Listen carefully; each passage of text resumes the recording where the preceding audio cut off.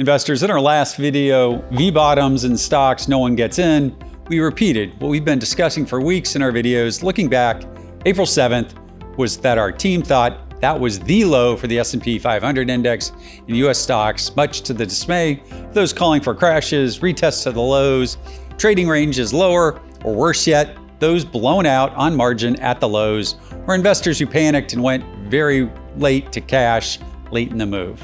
In our prior 4 videos, we discussed that X a few periods like the Great Financial Crisis in 07-08 and the popping of the speculative dot-com bubble frenzy in 2000-2001, history had said enough damage had been done and many hedge funds got zeroed out on the lows and many retail investors have been buying the correction. The Zweig breath thrust on April 24th created the first big technical indicator, which made us more convinced in our prior call for a bullish move higher. The tariff deal with China 3 weeks later over the weekend created the reason most needed to finally cover shorts or desperately try to get back in the markets, gapping up over the 200-day moving average like it was nothing. Here's another interesting breath thrust indicator that was recently triggered that I've never heard of before, but looks very interesting if you look at the data. It's based on the percentage of stocks hitting new 20-day highs. I believe it's called the DeGraff indicator after Jeff DeGraff from Renmac, who often appears on CNBC. When you combine these 2 breath indicators, they've only hit together within 1 month 8 times in history. Here are the results for those 7 prior periods whose outcomes we already know. A 16% gain would be the S&P 500 over 6,800 by around Christmas, and a 26% gain would be the S&P 500 over 7,400 a year out. I know, history was already on the side of the bulls, saying calls for a retest of sub-500 lows would be wrong. Investors, like it or not, this is what Goldilocks for stocks looks like in the bond market. Rising real growth and stable to falling inflation, break-even interest rates. No, not surveys or Fed speeches. The components inside the Treasury market were saying it's better to be buying growth stocks than hide in boring stable names. And boom, a news story hits that corroborates what the real-time market data has been saying if you're watching closely. Of course, last Friday's post-close with the S&P 500 futures nearing 6,000, post-May expiration, a news story hit the tape that has longtime bears and doomers circling like sharks again. What's that story? It's the rating agency Moody's downgraded the U.S. debt from AAA. Their move dropped the country 1 notch down.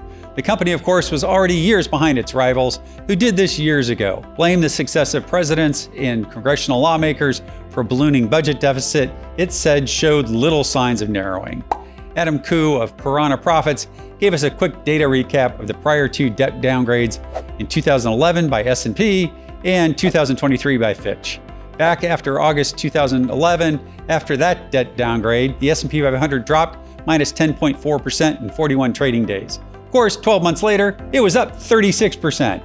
Then 12 years later, in August of 2023, Fitch did the same thing. The S&P 500 dropped minus 10.3% in 58 trading days. And after that, of course, what happened to the S&P 500? 12 months later, it was up 37%. If the markets behaved in a repeat fashion, that would have the S&P 500 dropping to around 5,400 and then rallying to over 7,200 in 2026. Investors, I don't expect the S&P 500 to fall back anywhere near minus 10% on this news story. Why? Because both prior downgrades took place during the summer in August, which is a historically weak and illiquid seasonal time for stocks. Right now, the markets have V-bottomed to start the second quarter. The data says most big investors were not ready for this rapid rebound and are already lagging their benchmarks by a big margin for the second quarter and year to date. I mean, how many TV personalities did you hear calling for a V-bottom back in the first few weeks of April? Hedge fund billionaires? No way. I heard only retest of the lows coming or lower lows coming or were overvalued. For 4 straight weeks, most sell-side strategists, no, they were cutting their targets for the first 800 points of the rally.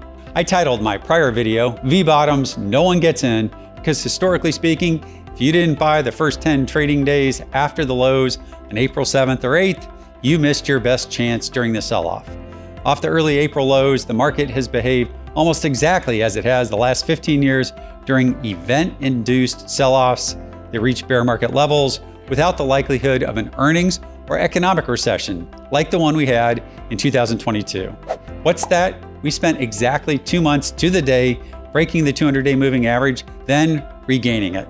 Count the days, then go back to our previous comparison in late 1998 with long-term capital market, October 1998 blowing up, and count the days. 2 months to the day. And yes, investors, now that we've extended above 5,900 in the S&P 500, it would be quite normal to digest these gains this week or next and pull back in a very minor way. However, I wouldn't expect a big percentage decline, hoping to buy lower in the second quarter. Historically, these rapid V-bottom moves lead to frustratingly bullish, lurching grind higher for almost 3 months before the market finally sees significant sellers emerging. What would that look like based on prior cycles? That would be cash S&P 500 above 6,000 someplace in early June, above 6,100 around July 4th, and a summer top at or near a new all-time high, or maybe even 6,200 in early August, followed by a summer sell-off into third quarter earnings reports.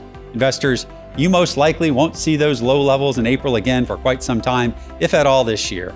Many institutions got too bearish nearing the April lows and de-risked, and are already but way behind the performance curve in the second quarter. Does that mean you shouldn't add to stocks? No, because rarely can you pick absolute levels in both price and time, particularly in growth stocks. If you're interested in growth stock investing with a twist, you might want to look into our strategy. It's a new hedged equity strategy. Our team at Oak Harvest has put a twist on a growth stock portfolio that we think many investors will be interested in. Regardless of the path for the economy and financial markets in the next few months, the investment team here at Oak Harvest will be here, crewing the ship, adjusting our models where we can. Until next week, have a blessed Memorial weekend and know that the Oak Harvest team is doing what we can to plan for you and your family's future, regardless of what stage you are at in your career or in your retirement.